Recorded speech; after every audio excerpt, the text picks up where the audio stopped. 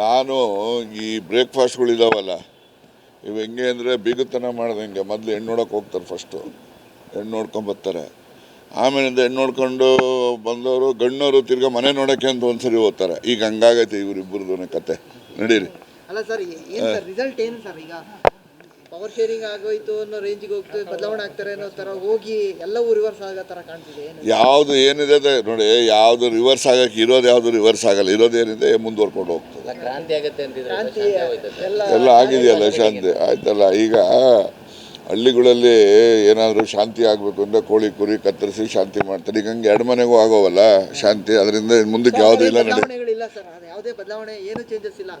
ಬದಲಾವಣೆ ಇದ್ರೆ ಹೈಕಮಾಂಡ್ ಅವ್ರು ಹೇಳ್ತಾರೆ, ಬದಲಾವಣೆ ಇಲ್ಲ ಅಂತ ನಾವು ತಿಳ್ಕೊಂಡಿದ್ದೀವಿ. ಇದ್ರೆ ಅವ್ರು ಹೇಳ್ತಾರೆ. ಸಚಿವ ಸಂಪುಟ ನಾನು ಮೊದಲು ಹೇಳಿದ್ದೀನಿ, ಸಚಿವ ಸಂಪುಟ ಏನು ಬೆಳಗಾವಿ ಅಧಿವೇಶನದ ನಂತರ ಆಗ್ತದೆ ವಿಸ್ತರಣೆ. ಈಗ ದಲಿತ ಸಿಎಂ ಆಗಬೇಕು ಅಂತ ಕೂಗುಳು ಬಂದು ದಲಿತ ಈಗ ನಾನು ವಾದ ಮಾಡ್ತಕ್ಕಂಥದ್ದು, ಅನಿವಾರ್ಯವಾಗಿ ಏನಾದರೂ ಸಿದ್ದರಾಮಯ್ಯನವರ ಪದಚ್ಯುತಿ ಆದಾಗ ದಲಿತ ಸಿ ಎಂ ಡಾಕ್ಟರ್ ಪರಮೇಶ್ವರ್ ಆಗಬೇಕು ಅಂತಕ್ಕಂಥದ್ದು ಸ್ಪಷ್ಟ ಅಭಿಪ್ರಾಯ ಹೇಳಿದ್ದೀನಿ. ಇವರು ರಾಜೇಂದ್ರ ಅವರು ಜೋಶಿ ಅವ್ರನ್ನ ಭೇಟಿಯಾಗಿದ್ದಾರೆ. ನೋಡಿ, ನೀವು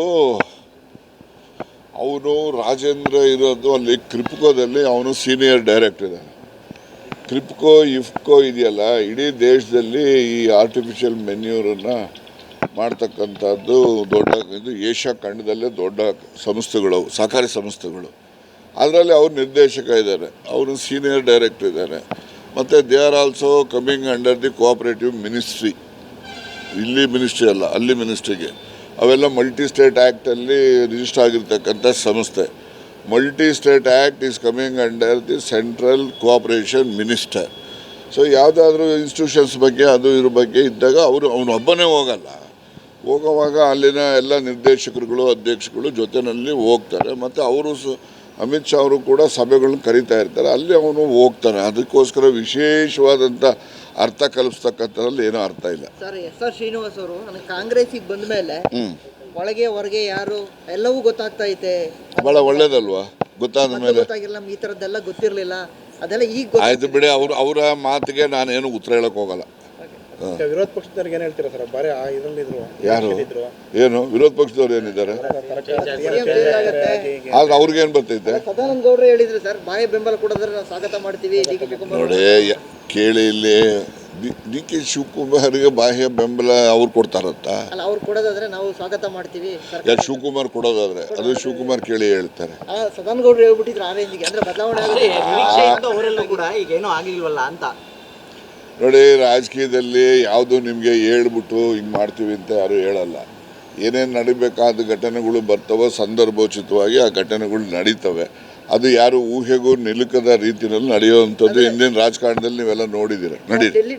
ನಡೀರಪ್ಪ, ಲೇಟ್ ಆಗ್ತದೆ. ಡೆಲ್ಲಿ ಪಯಣ ಮಾಡಿ ಶಾಸಕರ ಪ್ರಯತ್ನ ಎಲ್ಲ ವಿಫಲ ಆಯ್ತಾ? ಅದೇನಕ್ಕೆ ಹೋದ್ರೆ ಗೊತ್ತಿಲ್ಲ, ಅವ್ರನ್ನೇ ಕೇಳಬೇಕಲ್ಲ ನೀವು. ಪ್ರಯತ್ನ ವಿಫಲಗಳಾದ್ವಾ ಅಂತ? ವಿಫಲ ಅಂತನೂ ಇಲ್ಲ, ಸಫಲ ಅಂತನೂ ಇಲ್ಲ. ಅದೇನಾಗಿದೆ ಅವ್ರಿಗೆ ಗೊತ್ತಿದೆ. ಸುರೇಶ್ ಗೌಡರು ನಾವು ಸ್ನೇಹಿತರು, ಇವತ್ತಿಂದ ಅಲ್ಲ, ಭಾಳ ಒಂದು 25 ವರ್ಷದಿಂದನೂ ಸ್ನೇಹಿತರು. ಅದಕ್ಕೆ ನಾನು ಸಿಗ್ತಾ ಇರ್ತೀನಿ ಅವರಿಗೆ, ಅವರು ಸಿಗ್ತಾ ಇರ್ತಾರೆ.